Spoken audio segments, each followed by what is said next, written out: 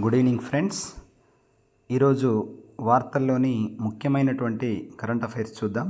మనం ఈ కరెంట్ అఫైర్స్ని ద హిందూ న్యూస్ పేపర్, అట్లాగే All India Radio news, Prasar Bharati news service division, అట్లాగే ప్రెస్ ఇన్ఫర్మేషన్ బ్యూరో పిఐబి నుంచి మనం సేకరించడం జరుగుతుంది. అట్లాగే విజన్ ఐఏఎస్ కరెంట్ అఫైర్స్ వాళ్ళ ఛానల్లో నుంచి కూడా మనం ముఖ్యమైనటువంటి కరెంట్ అఫైర్స్ తీసుకుంటున్నాం. సో ఈరోజు వార్తలో ఉన్నటువంటి ప్లేస్ ఏంటి అంటే టాంజానియా. సో టాంజానియా ఎందుకు వార్తలలో ఉంది అంటే టాంజానియాలోని జాంజిబార్లో ఐఐటి మద్రాస్ నూతన క్యాంపస్ని నెలకొల్పింది. సో భారతదేశం వెలుపల ఐఐటి మద్రాస్ నెలకొల్పినటువంటి మొట్టమొదటి క్యాంపస్ ఏంటి అంటే ఐఐటి జాంజిబార్లో. సో అది టాంజానియాలోని జాంజిబార్ లోపల కొత్త క్యాంపస్ని నెలకొల్పింది. సో మనకు తెలుసు టాంజానియాలోనే మౌంట్ కిలిమంజారో ఉంది. సో ఆఫ్రికాలో ఎత్తైనటువంటి పర్వతం కిలిమంజారో కదా. సో ఈ కిలిమంజారో పర్వతము ఎక్కడ ఉంది అంటే టాంజానియాలో ఉంది.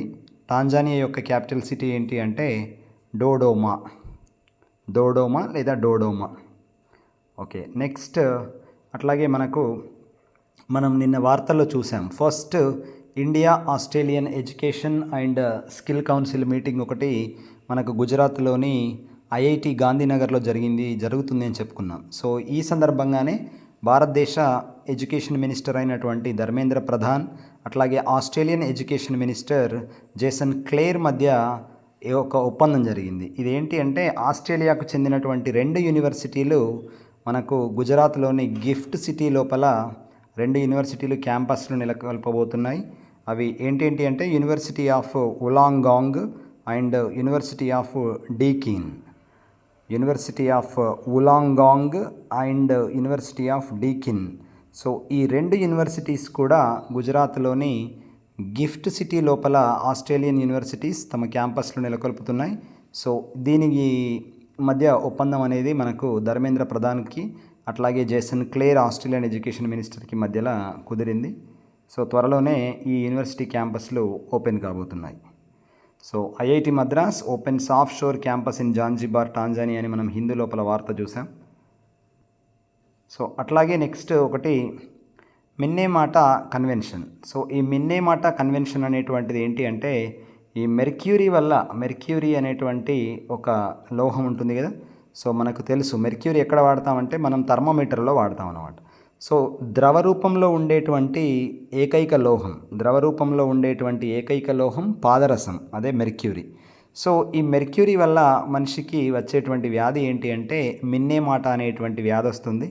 సో ఈ మిన్నేమాటా కన్వెన్షన్ ఆన్ మెర్క్యూరీ అనేటువంటిది ఒక కన్వెన్షన్ ప్రస్తుతము జెనీవాలో జరుగుతుంది.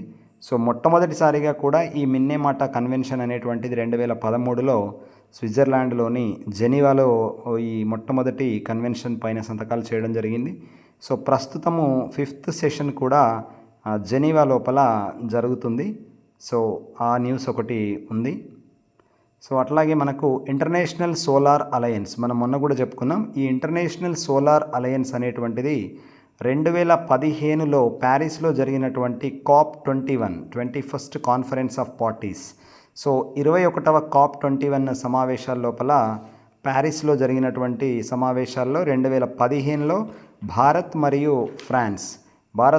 ఫ్రాన్స్ యొక్క ఉమ్మడి భాగస్వామ్యంతో ఈ ఇంటర్నేషనల్ సోలార్ అలయన్స్ ఏర్పాటు చేయడం జరిగింది. ఇందులో ప్రస్తుతం 116 కంట్రీస్ దీనికి సంతకం చేశాయి. 94 కంట్రీస్ పూర్తిగా దీన్ని రాటిఫైడ్ చేయడం జరిగింది. ఇప్పుడు ఎందుకు వార్తల్లో ఉంది అంటే ఈరోజు 95వ దేశంగా చిలీ ఇంటర్నేషనల్ సోలార్ అలయన్స్ లోపల పూర్తి స్థాయి సభ్యత్వంగా చేరి రాటిఫై చేయడం జరిగింది. సో అందుకోసమే మనం ఇంటర్నేషనల్ సోలార్ అలయన్స్ని ఈరోజు వార్తల్లో చెప్పుకుంటున్నాం.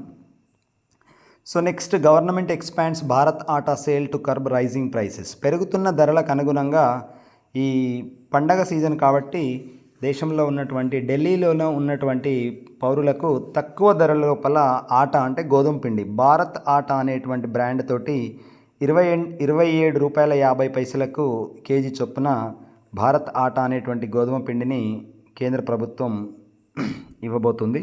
సో ఇదొక న్యూస్. నెక్స్ట్ అట్లాగే Russia test fires nuclear capable ballistic missile. So inter continental ballistic missile IBM అంటారు. సో రష్యా ఏం చేసింది అంటే బులావా అనేటువంటి ఒక ఇంటర్ కాంటినెంటల్ బ్యాలిస్టిక్ మిసైల్ని పరీక్షించినట్టుగా చెప్తుంది. సో ఈ ఇంటర్ కాంటినెంటల్ బ్యాలిస్టిక్ మిసైల్ని ఎక్కడి నుంచి ప్రయోగించింది అంటే ఎంపరర్ అలెగ్జాండర్ III అనేటువంటి ఒక సబ్మెరైన్ నుంచి ఈ న్యూక్లియర్ పవర్ స్ట్రాటజిక్ మిసైల్ని ప్రయోగించడం జరిగింది. సో దీని పేరు బులావా. సో దీని యొక్క రేంజ్ ఎంత అంటే 8,000 కిలోమీటర్లు. Next 6th India Malaysia joint commission meeting to be held in New Delhi today. మనం నిన్న చెప్పుకున్నాం మలేషియా యొక్క విదేశాంగ శాఖ మంత్రి జంబ్రీ అబ్దుల్ ఖాదిర్ భారతదేశానికి వచ్చాడని. సో ఆయన అట్లాగే మన విదేశాంగ మంత్రి అయినటువంటి జైశంకర్ గారికి మధ్య 6th India Malaysia joint commission meeting ఢిల్లీలో జరగబోతుంది. సో ఈరోజు అది. So next Chile becomes 95th member of international solar alliance. ఇప్పుడే చెప్పుకున్నాం ఇంటర్నేషనల్ సోలార్ అలయన్స్లో చిలీ 95వ భాగస్వామ్య దేశంగా చేరిందండి. సో రాటిఫై చేసి పూర్తి స్థాయి సభ్యత్వం పొందింది ఈరోజు. 95 దేశాలు పూర్తి స్థాయి సభ్యత్వం పొందినటువంటి దేశాలు ఉన్నాయి ఇంటర్నేషనల్ సోలార్ అలయన్స్ లోపల. ఇది 2015లో ప్యారిస్ లోపల ఏర్పాటు చేయబడ్డది. 116 దేశాలు సంతకం చేశాయి. పూర్తి స్థాయి దేశాలు మాత్రం 95. 2015 ఇండియా మరియు ఫ్రాన్స్ ఉమ్మడి భాగస్వామ్యంతో ఏర్పడ్డది ఇది. నెక్స్ట్ అట్లాగే Italy prime minister Georgia Meloni ఏం చెప్తుంది అంటే అల్బేనియా లోపల ఒక 2 ఇల్లీగల్ మైగ్రెంట్స్ కోసం అంటే అక్రమంగా చొరబాటుదారులు ఉంటారు కదా. సో అలాంటి వాళ్ళు అంటే అక్రమంగా చొరబడ్డటువంటి వాళ్ళ కోసం కాదు, కానీ వాళ్ళ నేవీకి ఎవరైనా చిక్కుకున్నటువంటి వాళ్ళు ఉంటారు కదా. సో అలాంటి శరణార్థుల కోసం 2 కేంద్రాలను అల్బేనియాలో ఏర్పాటు చేస్తున్నామని చెప్పినటువంటి వ్యక్తి ఎవరు అంటే ఇటలీ ప్రధాని జార్జియా మెలోని.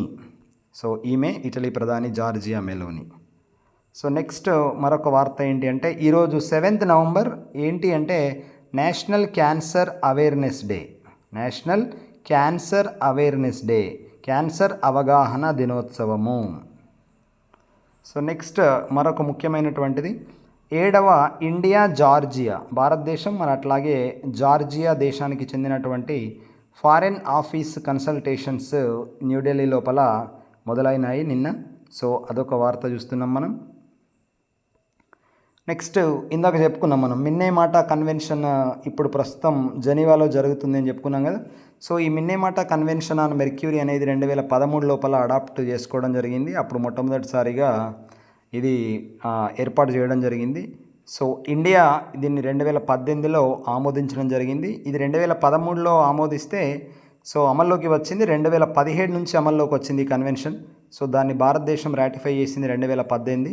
సో మిన్నేమాటా కన్వెన్షన్ దేనిపైన అని అడుగుతాడు. సో మెర్క్యూరీ ద్వారా వచ్చేటువంటి వ్యాధుల మీద ఉన్నటువంటి ఒక కన్వెన్షన్ అండి. సో మిన్నేమాటా వ్యాధి రావడం కూడా ఈ మెర్క్యూరీ వల్ల వస్తుంది. మిన్నేమాటా అనేటువంటిది పేరెందుకు అంటే ఇది జపాన్లోని ఒక పట్టణం. జపాన్లో ఈ వ్యాధి ఎక్కువగా వస్తుంది, అందుకే మిన్నేమాటా అనేటువంటి పేరు పెట్టారు ఆ వ్యాధికి. సో అట్లాగే మనం నిన్న చెప్పుకున్నాం జల్ దివాలి అనేటువంటి ఒక campaign, women for water for women అనేటువంటి ఒక క్యాంపెయిన్ని మనకు housing and urban affairs ministry ప్రారంభించింది అని చెప్పుకున్నాం. సో ఇది దేని సంయుక్తంగా అంటే అమృత్ అనేటువంటి ఒక కార్యక్రమం, Atal mission for rejuvenation and urban transformation అనేటువంటిది ఒకటి, అట్లాగే నేషనల్ అర్బన్ లైవ్లీహుడ్ మిషన్, ఈ 2 సంయుక్తంగా చేస్తున్నటువంటి కార్యక్రమం. మనం అమృత్ అనే కార్యక్రమం ఎప్పుడు ప్రారంభించబడింది అంటే 2015లో ప్రారంభించబడ్డది. 500 సిటీస్, భారతదేశంలో 500 సిటీస్ లోపల ఈ అమృత్ ప్రోగ్రామ్ అనేది ప్రారంభించడం జరిగింది. అట్లాగే national urban livelihood mission NULM 2013లో ప్రారంభించబడినటువంటి మిషన్. ఇది కూడా ministry of housing and urban affairs ministry ప్రారంభించినటువంటిది. సో ఇక్కడ కింద మనకు అమృత్ యొక్క ఫుల్ ఫామ్ కూడా ఉంది, Atal mission for rejuvenation and urban transformation.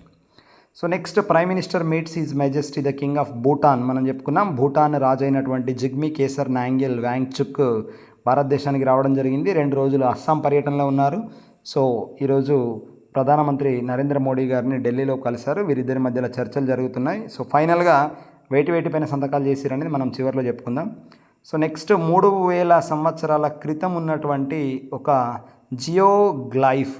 జియోగ్లైఫ్ అంటే ఏంటి అంటే ఏదైనా ఒక బండల పైన లేదా ఇక్కడ గుట్ట లాంటి ప్రదేశం పైన పర్వతాల పైన ఏదైనా ఒక ఆకృతి, సో ఈ చాలా పెద్దదైనటువంటి ఒక ఆకృతి రౌండ్గా ఉన్నటువంటి సర్కిల్ని ఒకటి డిస్కవర్డ్ అంటే శాస్త్రవేత్తలు గుర్తించారట. సో అది ఎక్కడ అంటే మనకు ముడీచు తాళ్ళపల్లి అనేటువంటి ఏరియా, ఎక్కడ మేడ్చల్ మల్కాజ్గిరి డిస్టిక్ మన తెలంగాణలో. సో ఈ ముడీచు తాళ్ళపల్లి అనే ఏరియా లోపల 3000 సంవత్సరాల క్రితంది ఒక ఐరన్ ఏజ్కు సంబంధించినటువంటి ఒక జియోగ్లైఫ్, ఒక ఆకృతి రౌండ్గా ఉండేటువంటి ఒక పెద్ద ఆకృతిని శాస్త్రవేత్తలు గుర్తించడం జరిగింది.